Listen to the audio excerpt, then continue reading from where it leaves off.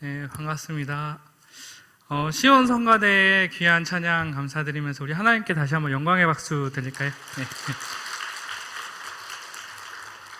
네, 우리 주위에 있는 분들과 평화 인사 나누겠습니다. 주님의 평화를 빕니다. 주님의 평화를 빕니다. 또 이렇게 한번 또 인사하겠습니다. 예수님 안에서만이 할 수 있습니다. 예수님 안에서만이 할 수 있습니다.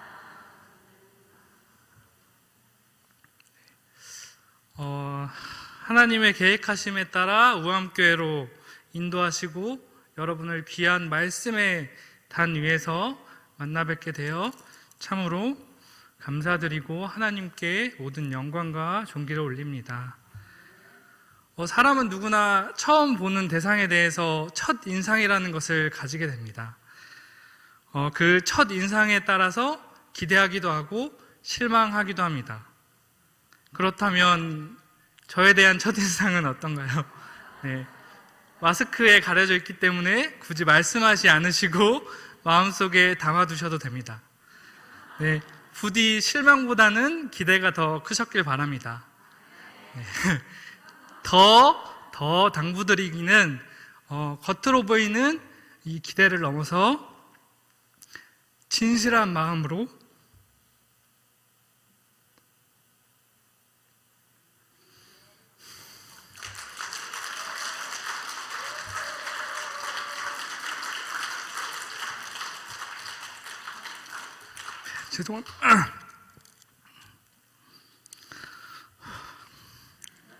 죄송합니다.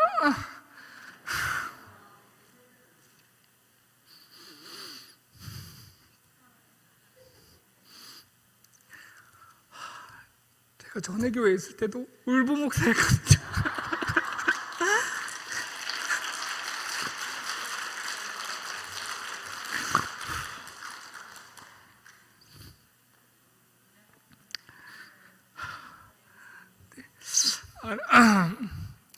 아내가 절대 부인상 때 울지 말라고 했는데 죄송합니다.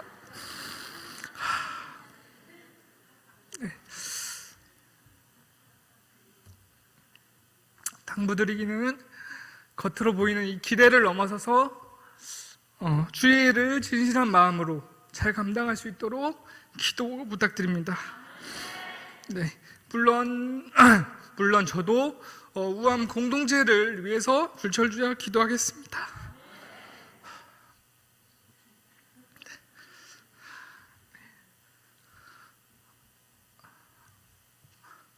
여러분들은 불안한 마음 그리고 두려움을 이겨내야 할 때, 불안한 마음이 생기고 두려움을 이겨내야 할 때 어떻게 하십니까?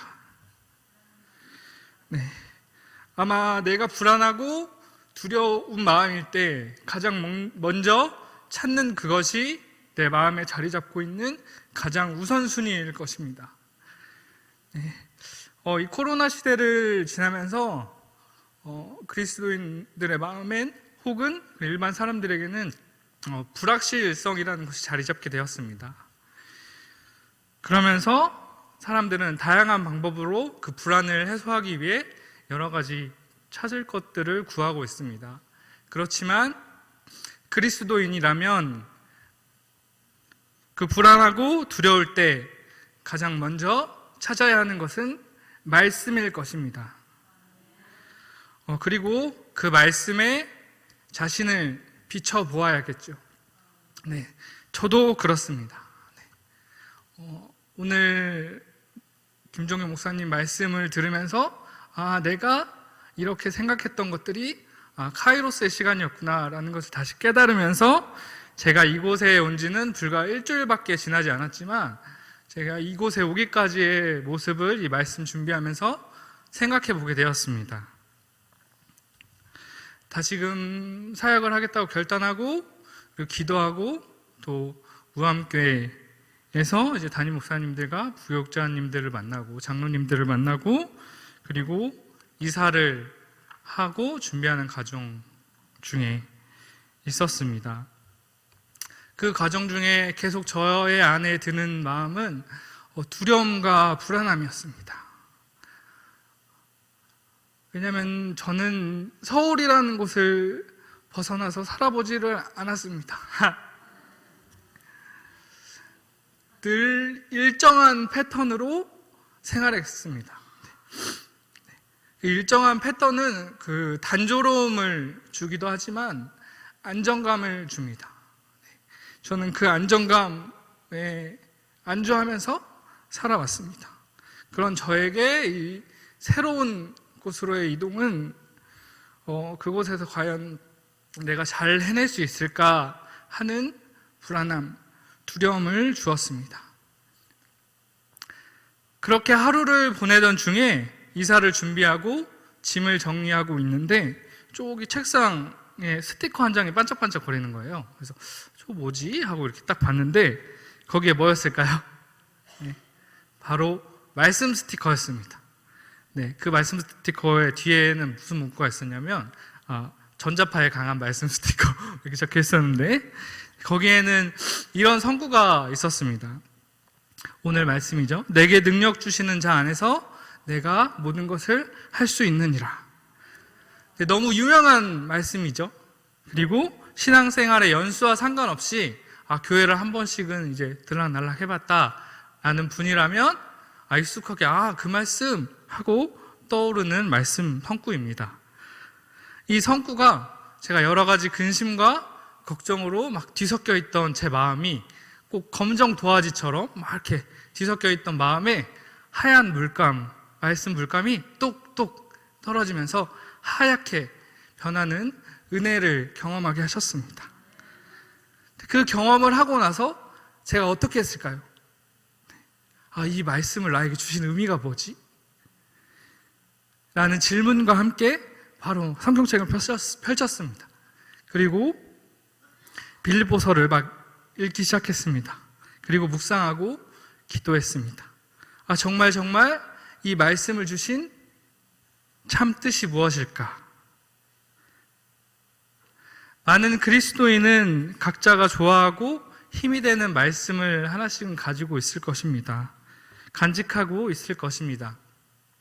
그렇지만 그 말씀이 나의 삶에 깊숙이 적용될 때에는 잘못 이해하고 행동하는 경우가 있습니다. 빌립보서 이 4장 13절의 말씀도 예수님을 믿기만 하면 무엇이든 내가 원하는 것을 손에 얻을 수 있다라고 마치 부족처럼 여기는 경향이 있습니다. 본인의 모습은 돌아보지 않고 하나님 능력 주신다면서요. 저 이거 필요해요? 저거 필요해요.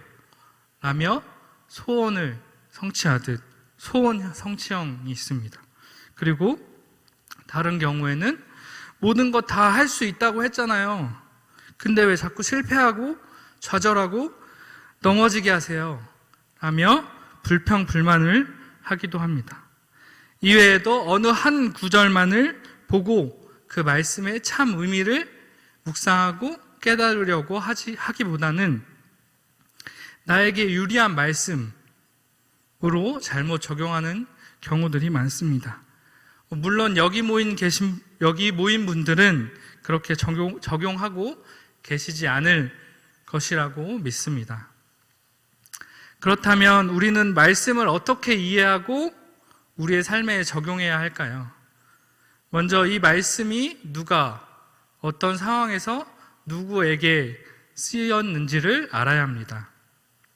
이 빌립보서 말씀은 여러분도 아시다시피 사도 바울이 빌립보 교회에게 쓴 편지입니다. 네, 에베소서, 골로새서, 빌레몬서와 함께 옥중에서 쓰여졌기 때문에 옥중서신이라고도 불립니다. 감옥에서, 어떤 상황에서요? 감옥에 있을 때 쓴 편지입니다. 바로 빌립보 교회에게 쓴 편지죠. 근데 이 사도 바울은 이 빌립보 교회를 참으로도 아끼고 사랑했다는 것을 알 수 있습니다. 빌립보서 4장 1절에 보면 나의 기쁨이요 멸루가 아닌 사랑하는 자들아 라고 표현하고 있습니다. 사도 바울이 빌립보 교회를 얼마나 사랑하고 아끼고 기쁨이라고 표현했는지를 볼 수 있습니다. 이렇게 사랑하고 아끼는 빌립보 교회에 내가 지금 감옥에 있지만 애타는 마음을 가지고 편지를 보내고 있습니다. 보통 이런 경우에 우리가 있다면은 어떻게 생각할까요? 나 너무 힘들어. 여기서 나가는 방법이 없을까? 나 필요한 게 이거 있는데 좀 그 필요를 채워줘. 나의 필요를 채우는 요청을 했을 겁니다. 그렇지만 빌립보 교회를 너무나도 사랑하고 아끼는 바울은 우리의 생각과 다르게 이런 고백을 합니다. 11절의 말씀입니다. 내가 궁핍함으로 말하는 것이 아니니라. 어떠한 형편에든지 나는 자족하기를 배웠노니. 나는 자족하기를 배웠노니. 자족이라는 단어가 눈에 들어오시죠? 자족이란 무엇일까요? 글자 그대로 표현하면 스스로 만족하게 여기는 것을 뜻합니다. 그러나 성경에서 말하는 이 자족은 자기 만족과는 다른 개념입니다. 우리는 신앙생활을 하면서 자족하는 경우가 참 많습니다. 예수 그리스도의 이름을 높이기 위해 신앙생활을 하는 것이 아니라 자기 만족을 위해 신앙생활을 하는 경우들이 많습니다. 그것은 자족이 아니라 자만입니다. 자기 교만인 것이죠. 자기 만족은 자기 중심적인 마음에서 시작된다면 자족은 예수님 중심적인 마음에서 비롯된 것입니다. 자기 만족은 스스로를 만족하는 것이라면 자족은 예수님 한 분만으로 만족하는 것입니다. 여러분은 예수님 한 분만으로 만족하십니까? 그런데 여기서 더 눈여겨봐야 할 것은 바울은 자족했다라고 말하지 않고 자족하기를 배웠다라고 말합니다. 예수님 한 분만으로 인해 만족하는 삶이 그냥 반짝하고 지나가는 것이 아니라 죽는 그날까지 이어지도록 늘 예수님 한 분만으로 만족함으로 살아가기 위해서 끊임없이 훈련하고 노력해야 한다는 것입니다. 오늘날을 살아가는 우리의 모습을 보십시오. 그리스도인이라고 해서 정말로 하나님 한 분만으로 만족하면서 살아가고 있습니까? 그렇지 않은 경우가 더 많습니다. 하나님을 향한 마음은 있지만 사실 다른 것에 마음을 두고 살아갑니다. 그 중에 가장 적나라하게 나타나는 것이 물질에 대한 마음이라는 것을 부인하기가 쉽지 않습니다. 하나님과 물질 사이에 서로 저울질하며 균형을 잡기가 참으로 어렵습니다. 더욱이 우리가 살아가는 시대에는 자본으로 모든 것이 움직이는 사회지 않습니까? 조물주의 건물주, 너무나도 진이 박히게 오랫동안 들었죠. 그리고 이 물질이 반영된 것이 이제 드라마나 문화로 많이 반영됩니다. 금수저라는 드라마 아시나요? 이렇게 돈으로 계급이 나눠지는 이런 드라마 컨텐츠들을, 문화 컨텐츠들을 많이 보면서 이 시대가 정말 돈이면 만사 형통이 되는 시대로 가고 있음을 우리는 그 시대상을 반영하고 있다는 것을 알 수 있습니다. 그럼에도 불구하고 바울은 자족하기를 계속적으로 훈련하라고 합니다. 물질에 사로잡히는 삶이 아닌 예수님 한 분만으로 만족하는 삶을 살라는 것입니다. 그러기 위해서 우리에게 필요한 것은 경건의 훈련입니다.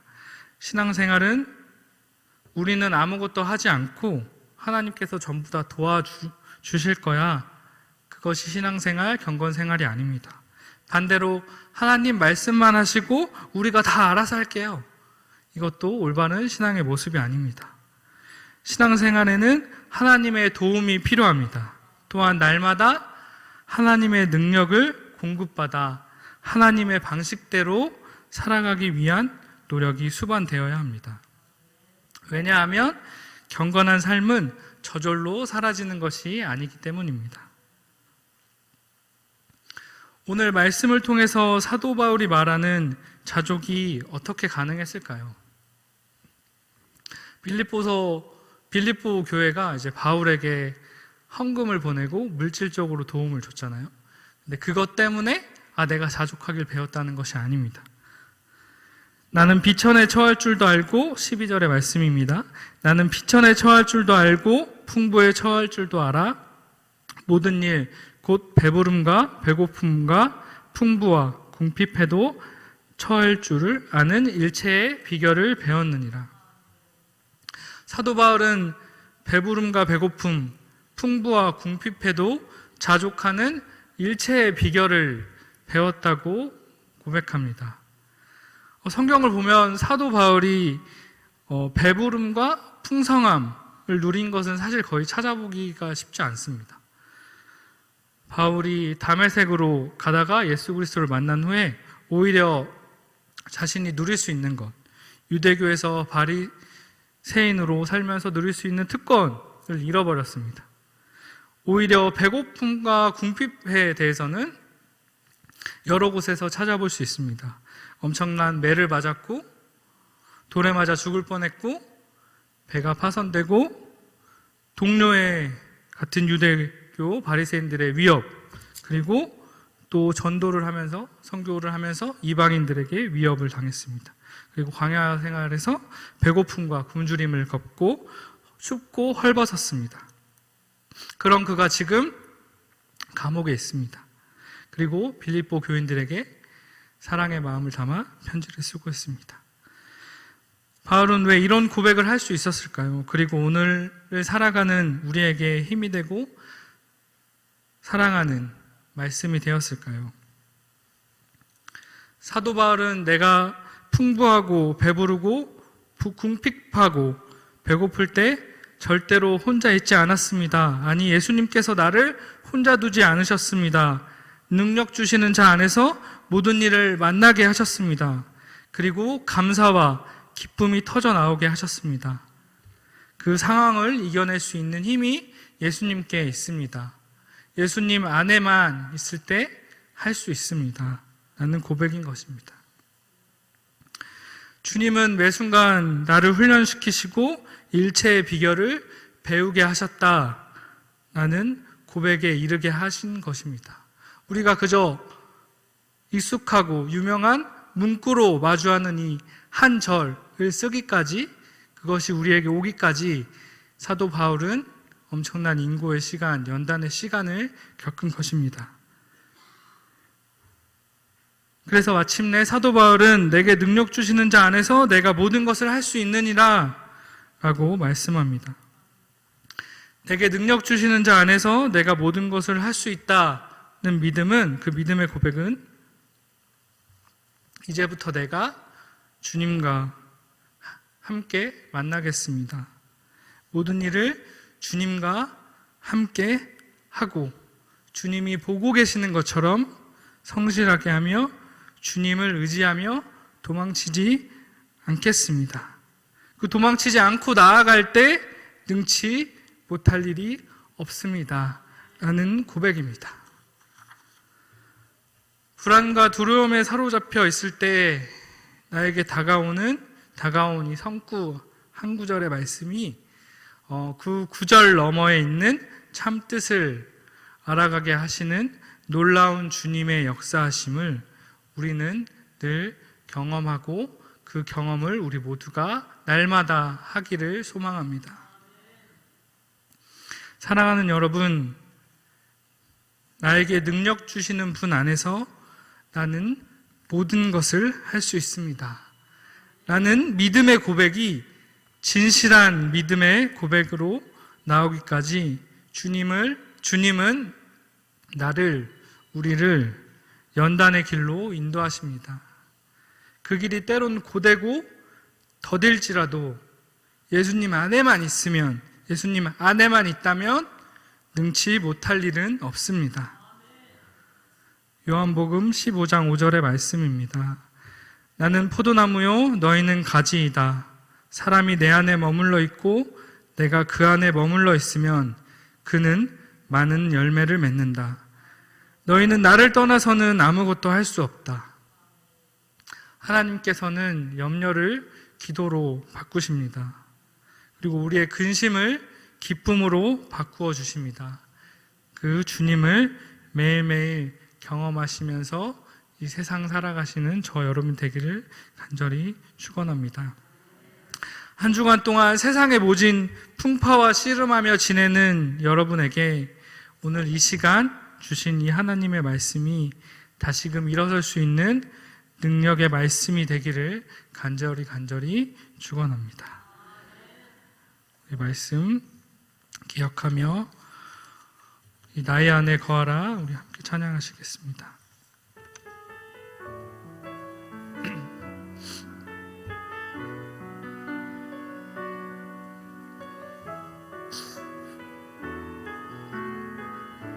나의 안에 거하라 나의 안에 거하라 나는 내 하나님이니 모든 환난 가운데 너를 지키는 자라 두려워하지 말라 내가 널 도와주리니 놀라지 말라 내 손 잡아 우리 주변의 분들에게 축복하며 찬양하겠습니다. 나의 안에 거하라 나는 내 하나님이니 모든 환난 가운데 너를 지키는 자라 두려워하지 말라 내가 널 도와주리니 놀라지 말라 내 손 잡아주리라 우리 두 손 높여 찬양하겠습니다. 내가 너를 지명하여 불렀나니 너는 내 것이라 내 것이라 너의 하나님이라 내가 너를 보배롭고 존귀하게